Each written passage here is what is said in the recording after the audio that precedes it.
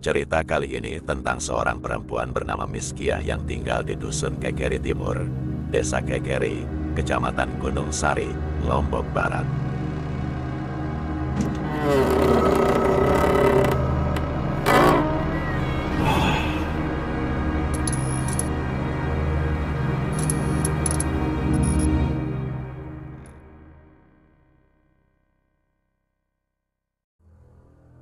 Miskia dan suaminya mencoba mengadopsi seorang anak laki-laki bernama Suparman Bahri karena mereka tidak bisa memiliki anak sendiri. Awalnya, suami Miskia merasa tidak keberatan dengan adopsi ini dan mereka sangat menyayangi Suparman. Namun, beberapa tahun kemudian, suami Miskia merasa ada perbedaan antara mengadopsi anak dan memiliki anak kandung sendiri. Dia mengungkapkan perasaannya kepada Miskia. Dan Miskia dengan tulus mengatakan kepadanya bahwa dia bisa menikah lagi dengan wanita lain untuk mendapatkan keturunan. Meskipun Miskia sangat terpukul, dia mengikhlaskan hal tersebut demi kebahagiaan suaminya. Suami Miskia akhirnya menikah lagi dan memiliki dua anak dari pernikahan keduanya, yaitu Satria Sopiandi dan Iswandi Iswanto. Meskipun suaminya jarang tinggal di rumah Miskia karena tidur di rumah istri keduanya, Miskia tetap menerima situasi ini dan berusaha adil terhadap istri keduanya. Dia tetap berharap bahwa suaminya akan tetap memperhatikan dan memberikan nafkah yang layak kepada mereka. Hubungan antara anak angkat Miskia dengan anak-anak dari istri keduanya juga sangat baik. Mereka dekat dan sering bermain bersama. Miskia terkenal sebagai sosok yang sangat penyayang dan dia membesarkan anak angkatnya dengan penuh kasih sayang.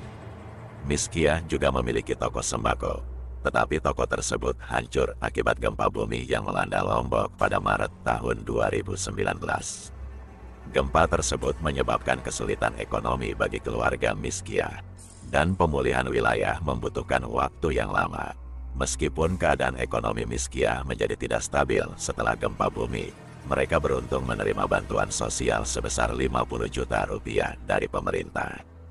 Namun, tanpa menyadari dampak gempa, Suparman, anak angkat Miskia, meminta sebagian uang tersebut untuk membeli motor. Miskia dengan tegas menolak permintaan tersebut, menjelaskan bahwa uang tersebut harus digunakan untuk memperbaiki bangunan yang rusak. Suparman, yang merasa kesal karena ibunya tidak memberikan uang kepadanya, mengatakan bahwa ibunya pelit dan tidak akan memiliki seseorang yang mau merawatnya di masa tua.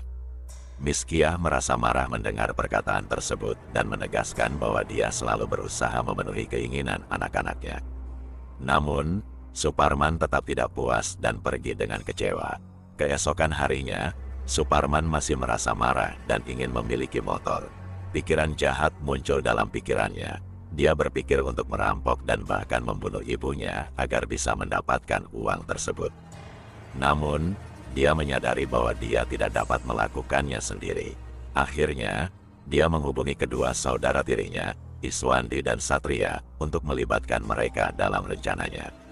Suparman menjelaskan kepada Iswandi dan Satria bahwa ibu mereka memiliki banyak uang dari bantuan sosial dan mereka bisa merampoknya.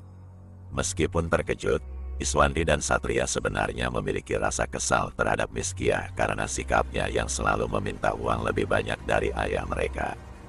Meskipun mereka ragu, mereka setuju untuk bergabung dalam rencana jahat Suparman. Mereka sebenarnya tidak memiliki keberanian untuk melaksanakan tindakan keji tersebut, tetapi ajakan dari Suparman membuat mereka terpancing dan akhirnya setuju untuk terlibat dalam aksi mengerikan tersebut. Setelah beberapa hari berlalu dan kehidupan pasca gempa mulai pulih, Miskia memulai kehidupan baru dan membuka kembali toko sembakonya di Pasar Sayang-Sayang. Suparman masih aktif membantu ibunya dalam usaha toko yang semakin berkembang. Miskia bekerja keras, bahkan sampai larut malam, untuk menghidupkan kembali usahanya.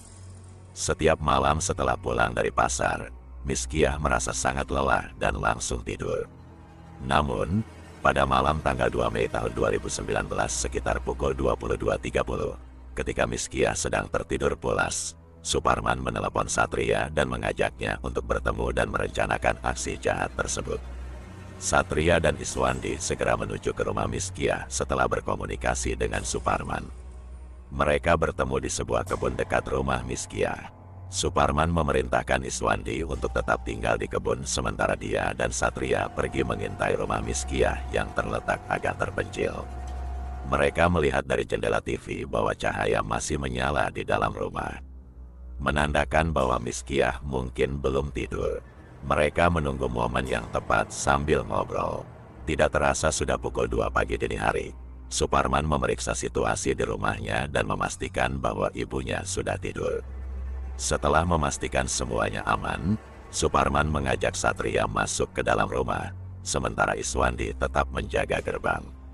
Suparman mematikan meteran listrik agar rumah menjadi gelap total, sehingga aksi mereka dapat berjalan lancar. Kemudian, mereka merayap masuk ke dalam rumah dan menuju kamar Miskia. Suparman dengan kejam memukul kepala Miskia menggunakan balok kayu. Miskia terbangun kesakitan, tetapi dalam kegelapan, dia tidak dapat melihat pelakunya. Suaranya yang mencoba berteriak dicegah dengan mulutnya yang dibekap, dan kepala Miskia dipukul berkali-kali dengan keras. Miskia berusaha melawan dan menyadari bahwa pelaku keji ini adalah anak angkatnya yang telah dia rawat sejak kecil. Dengan suara lirih dan penuh kesakitan, Miskia bertanya, "Nak, apa yang kamu lakukan? Mengapa kamu tega lakukan ini kepada ibu yang urus dan membesarkan kamu?" Namun, Suparman tidak tergoyahkan dan tanpa ampun. Dia mengambil sebilah parang yang telah dia persiapkan dan menghujamkannya ke leher Miskia. Darah merah segera memenuhi ruangan. Setelah melakukan aksi keji tersebut, ibu angkat Miskia mulai tergeletak lemas dan akhirnya meninggal dunia. Suparman melepaskan tubuh ibunya dan meletakkannya di atas kasur. Mereka mencari uang sebesar 50 juta yang mereka harapkan, tetapi tidak berhasil menemukannya. Mereka hanya menemukan uang sebesar 600.000 rupiah dan sebuah handphone milik Miskia. Setelah mengambil barang curian tersebut, Suparman dan Satria meninggalkan rumah Miskia, sedangkan Iswandi yang menunggu di luar terkejut melihat pakaian mereka yang berlumuran darah dan mencium bau yang menyengat. Iswandi bertanya mengapa ada banyak cairan merah, tetapi Suparman marah dan mengancam Iswandi agar tidak menceritakan apa yang terjadi. Suparman dan Satria pergi ke sungai untuk membersihkan diri dari cairan merah tersebut. Di tengah perjalanan, Suparman teringat bahwa Miskia pernah menyimpan emas dalam sebuah karung. Dia memutuskan untuk kembali ke rumah dan mengambil emas tersebut. Namun, Suparman juga berpikir bahwa hasil dari aksi mereka terlalu sedikit, jadi mereka perlu mengambil beberapa barang berharga lagi. Suparman meminta Satria dan Iswandi untuk pergi ke toko sembako milik Miskia di Pasar Sayang-Sayang. Satria dan Iswandi membuka toko tersebut, tetapi mereka tidak menemukan barang berharga. Suparman yang mencari emas juga tidak berhasil menemukannya. Akhirnya, mereka meminta Iswandi untuk pulang terlebih dahulu. Di tengah perjalanan pulang, Iswandi membuang kartu SIM yang ada di handphone tersebut. Namun, Iswandi malah pergi ke rumah pamannya, Syahnun, di Lombok Timur, dan menceritakan kejadian tersebut dengan polos. Syahnun terkejut mendengar cerita Iswandi dan awalnya tidak percaya. Namun, setelah melihat handphone hasil curian, Syahnun semakin terkejut. Syahnun memberikan handphone tersebut kepada seseorang yang disebut sebagai Inak Gepat. Namun, tidak jelas siapa sebenarnya Inak Gepat tersebut. Keesokan harinya, pada tanggal 3 Mei tahun 2019, Burhan, adik Miskia, datang ke rumah kakaknya dan melihat bahwa rumah itu sepi.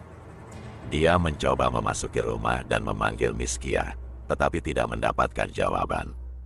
Burhan melihat pintu rumah sedikit terbuka, dan karena hari sudah mulai sore dan ruangan dalam rumah terlihat gelap, Burhan nekat masuk untuk memastikan keadaan Miskia. Dia mencari Miskia dan melihat ke dalam kamar tidur.